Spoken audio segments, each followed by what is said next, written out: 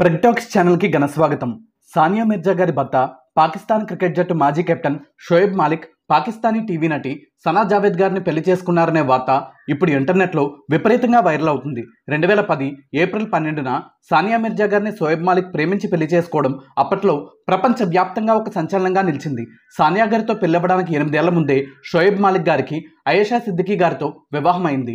ఆమెతో 2010 ఏప్రిల్ 7న విడాకులు తీసుకున్న 5 రోజులకే సానియా మిర్జా గారిని పెళ్లాడారు షోయబ్. వారి జంటకి 2018 అక్టోబర్ 30న ఒక కుమారుడు జన్మించగా తమ కుమారుడికి ఇజాన్ మిర్జా మాలిక్ అని నామకరణం చేశారు సానియా దంపతులు. అయితే 2024 జనవరి 19న వయసులో తనకంటే 11 ఏళ్లు చిన్నదైన సనా జావేద్ గారిని షోయబ్ వివాహం చేసుకున్నారు. సానియా మిర్జా షోయబ్తో ముస్లిం సాంప్రదాయం ప్రకారం కుల అంటే విడాకులిచ్చి విడిపోయారని వార్తలు వస్తున్నాయి. షోయబ్ మాలిక్ ఇప్పుడు పెళ్లి చేసుకున్న సనా జావేద్ గారికి కూడా అంతకు ముందే పెళ్లయింది. 2020 అక్టోబర్లో పాకిస్తానీ సింగర్ ఉమైర్ జైస్వాల్ గారిని పెళ్లి చేసుకున్న ఆమె 2023 నవంబర్ 28న ఆయన నుంచి విడిపోయి విడాకులు తీసుకున్న 2 నెలల్లోపే షోయబ్ మాలిక్ గారిని వివాహం చేసుకున్నారు. అయితే ఈ విషయంపై సానియా మిర్జా ఇప్పటి వరకు అధికారంగా ఏమీ స్పందించకపోవడం ఆమె హుందాతనాన్ని నిరూపించింది. సానియా మిర్జా భారతదేశంలో ప్రతి అమ్మాయికి ఒక స్ఫూర్తినిచ్చే పేరు. తన అందంతో తనకంత ఆకర్షణ వచ్చిందా లేక తన ఆటతో తనకంత ఆకర్షణ వచ్చిందా అంటే తన అందమైన ఆటతో అనే సమాధానం వచ్చే పేరు తనది. హీరోయిన్లను తలదన్నే అందంతో, అంతకు మించిన అపారమైన ప్రతిభతో ప్రపంచ టెన్నిస్ రంగంలో భారతదేశ కీర్తిని ఇనుమడింపజేసి టెన్నిస్ డబుల్స్లో 91 వారాల పాటు ప్రపంచంలోనే నెంబర్ 1 క్రీడాకారిణిగా నిలిచి భారతదేశంలో టెన్నిస్ అంటే వెంటనే గుర్తొచ్చే లియాండర్ పేస్ గారు, మహేష్ భూపతి గారు సాధించిన విజయాలను సైతం మరపించి ఇండియన్ టెన్నిస్ అంటే సానియా మిర్జా అనే స్థాయికి ఎదిగి తన ఆటతో, అందంతో, వ్యక్తిత్వంతో కోట్లాది మంది అభిమానులను సంపాదించుకున్న సానియా మిర్జా గారి గురించి మరిన్ని విషయాలు తెలుసుకోబోయే ముందు ఈ వీడియోలో ముఖ్యాంశాలు ఏంటో చూసేద్దాం. సానియా మిర్జా తన భర్త షోయబ్ మాలిక్ని ఎక్కడ కలిశారు?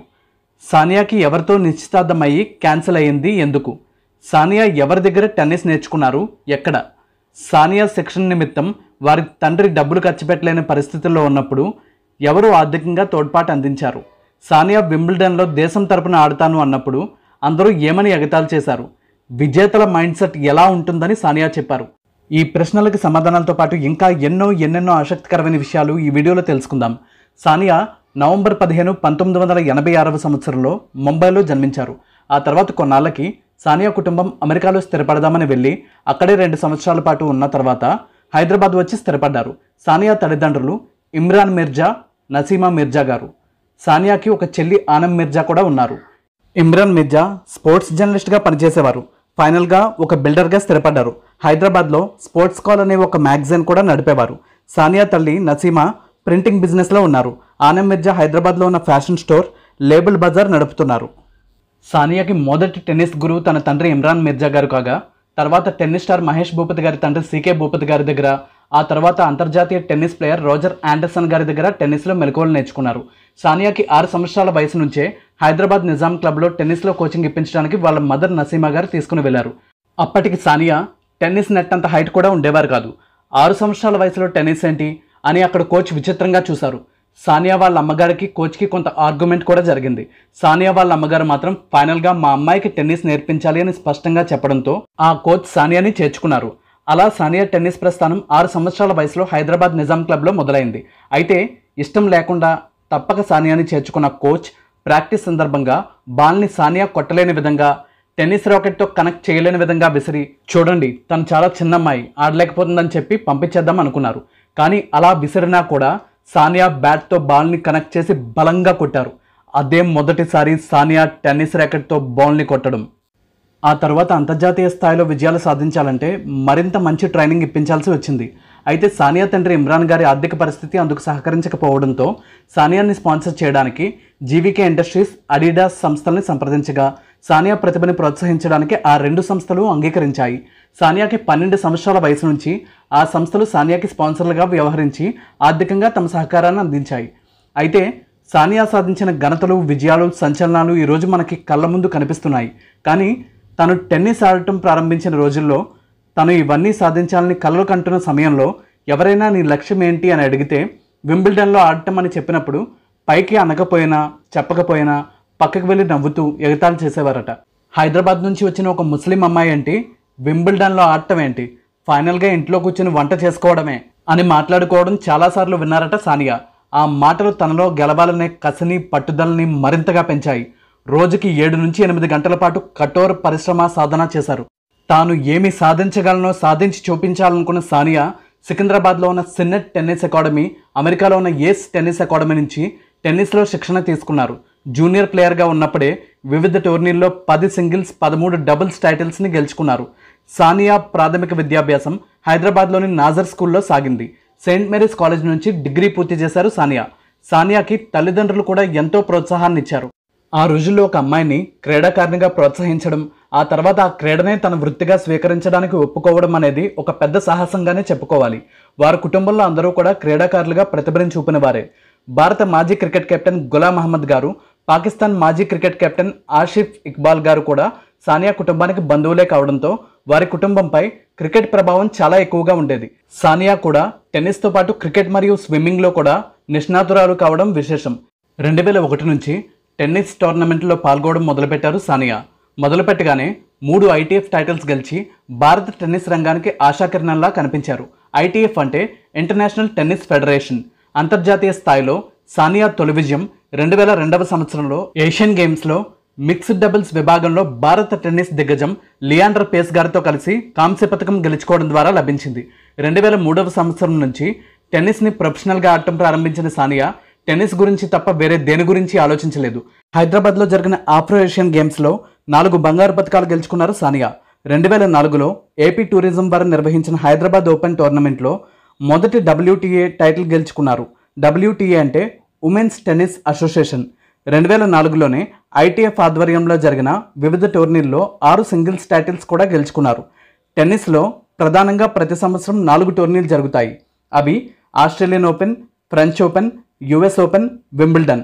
వీటినే గ్రాండ్ స్లామ్ టోర్నమెంట్స్ అని కూడా అంటారు. ఆ 4 టోర్నీలని ఒకే సంవత్సరంలో గెలిస్తే దాన్ని గ్రాండ్ స్లామ్ అంటారు.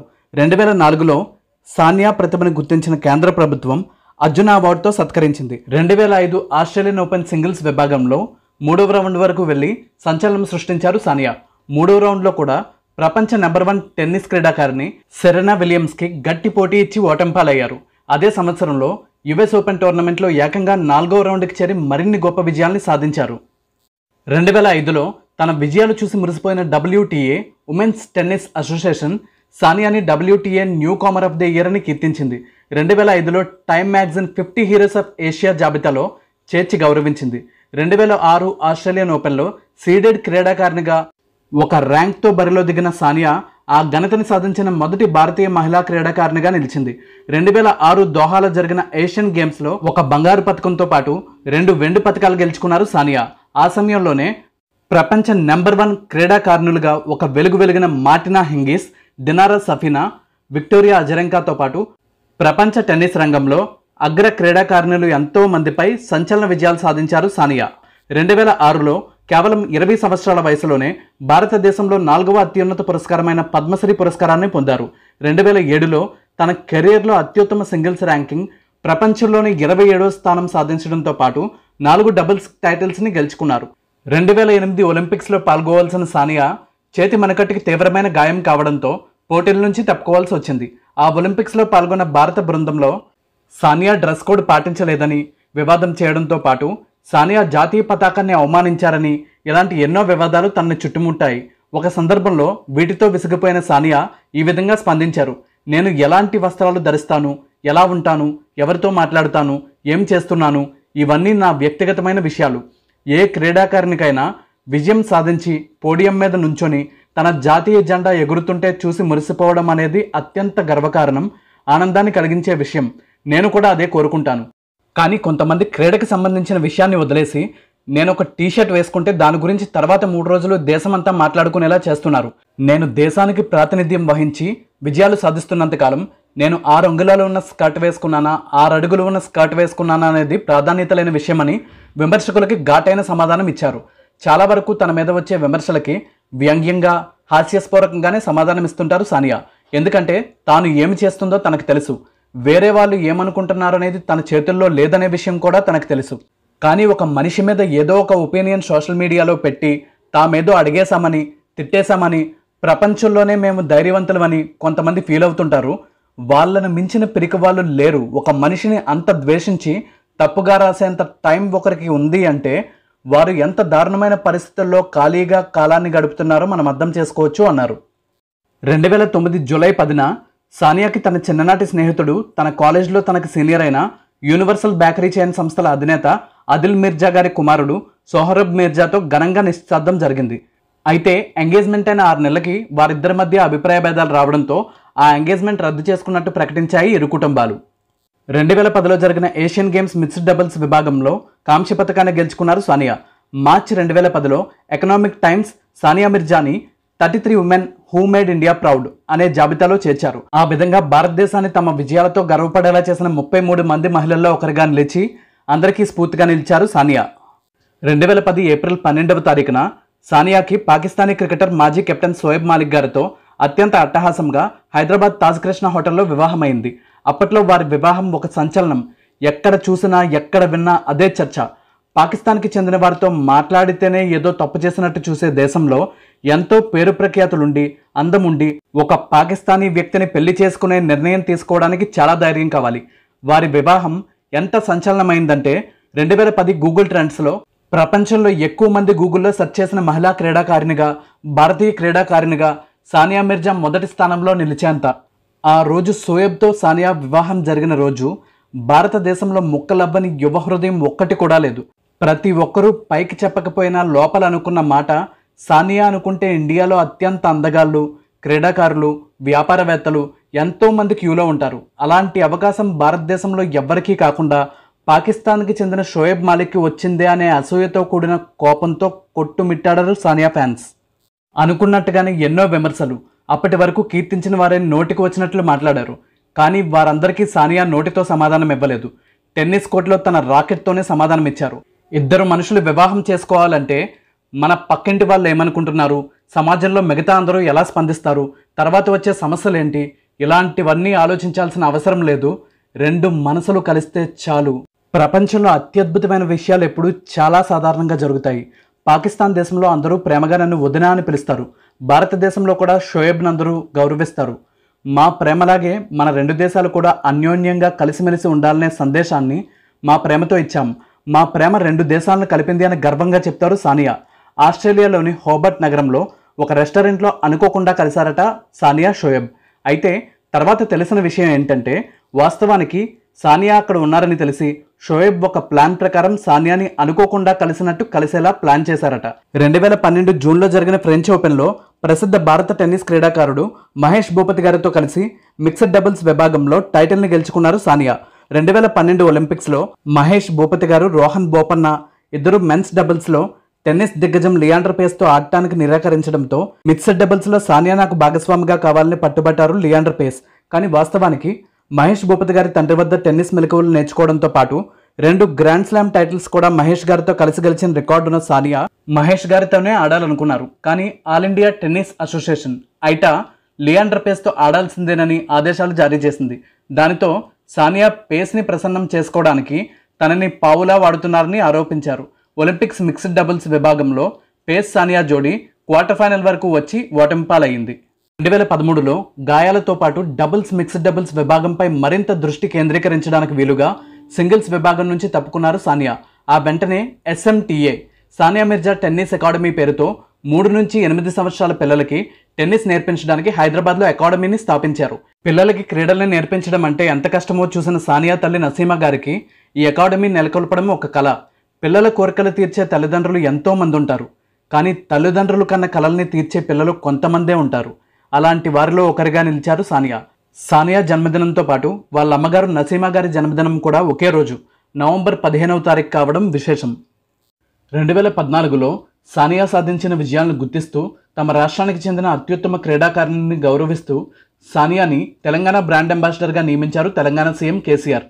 దాంతోపాటు సానియా సాధించిన విజయాలకు గాను 2 సార్లు ప్రభుత్వం తరపున ₹1 చొప్పున నజరానాను ప్రకటించి ప్రోత్సహించారు కేసీఆర్. 2014లోనే సానియా ప్రపంచంలో అన్ని దేశాలు భాగస్వాములుగా ఉండే యునైటెడ్ నేషన్స్ ఆర్గనైజేషన్లో సౌత్ ఏషియా తరపున గుడ్విల్ అంబాసిడర్గా నియమింపబడ్డారు. 2015లో సానియా ప్రపంచ మాజీ నెంబర్ 1 మార్టినా హింగిస్తో డబుల్స్ భాగస్వామిగా జట్టు కట్టడం సానియా జీవితంలో ఒక గొప్ప మలుపుగా చెప్పుకోవచ్చు.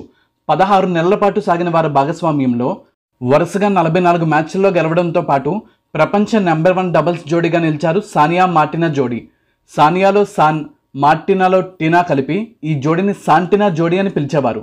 2015లో మొత్తం 77 డబుల్స్ మ్యాచ్లు ఆడిన సాంటినా జోడీ 65 మ్యాచ్ల్లో విజయాలు సాధించడం గమనార్హం. డబుల్స్ టెన్నిస్ చరిత్రలోనే అత్యుత్తమ జోడీల్లో ఒకటిగా నిలిచింది సాంటినా జోడీ. 2015లో భారతదేశంలో క్రీడాకారులకు ఇచ్చే అత్యున్నత పురస్కారం రాజీవ్ ఖేల్రత్న అవార్డుతో సానియాని సత్కరించింది కేంద్ర ప్రభుత్వం. British Broadcasting Corporation BBC list of 100 inspiring ఉమెన్లో సానియా పేరును చేర్చింది. ఎంతో మంచి స్నేహితులైన సాంటినా జోడీ 2016 ఆగస్టులో వివిధ కారణాలతో విడిపోవాలని నిర్ణయించుకున్నారు. 2016వ సంవత్సరం సానియా జీవితంలో అత్యుత్తమ సంవత్సరాల్లో ఒకటిగా నిలిచిపోయింది. ప్రఖ్యాత టైమ్ మ్యాగజైన్ సానియాని కవర్ పేజీ మీద ముద్రించడమే కాకుండా ప్రపంచాన్ని ప్రభావితం చేసిన 100 మంది వ్యక్తుల్లో సానియా ఒకరిని కీర్తించింది. 2016 జూలైలో సానియా తన ఆత్మకథ ఏస్ అగైన్స్ట్ ఆడ్స్ని స్వయంగా రాసి ప్రచురింపజేయగా దానికి అమోఘమైన ఆదరణ లభించింది. ఈ పుస్తకంలో తనకు నిజ జీవితంలో టెన్నిస్ కోర్టులో ఎదురైన ఆసక్తికరమైన అనుభవాలు, అనుబంధాలతో పాటు సానియా వ్యక్తిగతంగా టెన్నిస్ పరంగా ఎదగడానికి సహకరించి తన మీద ప్రభావం చూపించిన వారి గురించి అద్భుతంగా వివరించడం జరిగింది. దాంతోపాటు కేవలం 30 సంవత్సరాల వయసులోనే భారతదేశంలో 3వ అత్యున్నత పురస్కారమైన పద్మభూషణ్ అవార్డుని సాధించారు సానియా. 2018 ఏప్రిల్ 23న సానియా ప్రెగ్నెన్సీ గురించి సోషల్ మీడియాలో ప్రకటించగా అక్టోబర్ 2018లో పండంటి మగబిడ్డకి జన్మనిచ్చారు సానియా. ఆ బాబుకి ఇజాన్ మిర్జా మాలిక్ అని నామకరణం చేశారు. అయితే బిడ్డకి జన్మనిచ్చే ముందు ఒక తల్లిగా మా అమ్మ నన్ను చూసుకునేంత బాగా, అంత బాధ్యతగా నేను నా బిడ్డని చూసుకోగలనా, అంత ప్రేమగా ఉండగలనా అని అనుకునేవారట సానియా. కానీ ఒక్కసారి బిడ్డకి జన్మనిచ్చాక, తన జీవితంలో ఇజాన్ వచ్చాక, మాతృత్వంలో మాధుర్యం తెలిసాక అన్నిట్లో నెంబర్ 1గా ఉండాలనుకునే సానియా మదర్గా కూడా నెంబర్ 1గా ఉండాలని అనుకుని అలాగే ఉన్నాను అని చెప్పారు. ప్రెగ్నెన్సీ వచ్చాక సానియా సాధారణంగా ఉండేదానికంటే 26 కేజీలు బరువు పెరిగారు. ఆ సమయంలో మళ్ళీ టెన్నిస్ ఆడతానా లేదా అనేది కూడా మనసులో లేదు. మళ్ళీ హెల్తీగా తయారవ్వాలని మాత్రమే అనుకున్నారు. అప్పుడు సోషల్ మీడియాలో హల్చల్ చేసిన సానియా పిక్స్ చూసి ఎంతోమంది ట్రోలింగ్ మొదలుపెట్టారు. సానియా పని అయిపోయినట్టే, ఎలా అయిపోయిందేంటి అని మాట్లాడుకోవడం మొదలుపెట్టారు.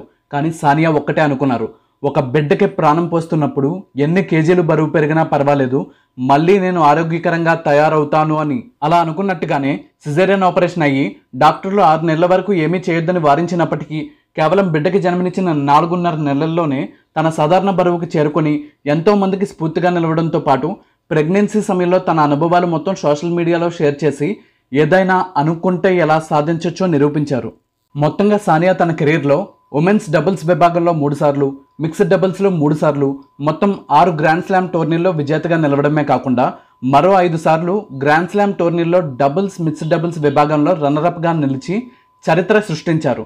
సానియా ఒక ఇంటర్వ్యూలో మాట్లాడుతూ భారతదేశంలో అలాగే ప్రపంచంలో నెంబర్ 1గా నిలవాలని ప్రతి ఒక్కరూ కోరుకుంటారు. కానీ నెంబర్ 1గా నిలవడానికి డే 1 నుంచి ఎన్నో సమస్యలు, కష్టాలు ఉంటాయి, ఇబ్బందులు ఉంటాయి. టెన్నిస్ అకాడమీలో కోచింగ్కి ఎన్రోల్ చేసుకోవడం దగ్గర నుండి ఎన్నో సవాళ్లు నన్ను కూడా పలకరించాయి. భారతదేశంలో ఒక అమ్మాయి స్టార్గా అవ్వాలంటే స్ఫూర్తినివ్వడానికి కూడా అప్పట్లో పరుగుల రాణి PT ఉషా తప్ప వేరే ఎవ్వరూ లేరు. టెన్నిస్ రంగంలో నేను తనలా ఎదగాలి అని స్ఫూర్తి పొందడానికి ఒక్క రోల్ మోడల్ కూడా భారతదేశంలో లేరు. అందుకే నేను రోల్ మోడల్ని సెలెక్ట్ చేసుకునే బదులు నేనే భవిష్యత్తులో రోల్ మోడల్ అవ్వాలి అని నిర్ణయించుకున్నాను అన్నారు. అయితే నెంబర్ 1 అవ్వడానికి అన్నిటికన్నా ముఖ్యమైనది నిన్ను నువ్వు నమ్మడమే. అది కూడా మామూలుగా నమ్మడం కాదు, విపరీతంగా నమ్మాలి. మన కుటుంబం కూడా మనల్ని, మన ప్రతిభని నమ్మి మనకి ఉన్నదంతా పెట్టైనా తనకి సపోర్ట్గా నిలవాలి అనుకోవాలి. సానియా విజయాల వెనుక సానియా ఒక్కతే మీకు కనిపిస్తుంది, కానీ సానియా విజయం వెనుక తల్లిదండ్రులు, కోచ్, సోదరి, తల్లిదండ్రులు నాతో కలిసి ట్రావెల్ చేయాల్సి వచ్చినప్పుడు నా చెల్లిని చూసుకునేవారు. అందరి కష్టం, త్యాగాలు కలిస్తేనే సానియా అన్నారు. మార్టినా హింగిస్ గారితో కలిసి వరుసగా 44 మ్యాచ్లు గెలవడం గురించి స్పందిస్తూ, వరుసగా గెలుస్తూ ఉన్నప్పుడు మేము ఈసారి ఓడిపోతామేమో అని మేము అనుకోలేదు. మా ప్రత్యర్థులు కూడా మా మీద వాళ్ళు గెలవగలం అని కూడా అనుకోలేదు.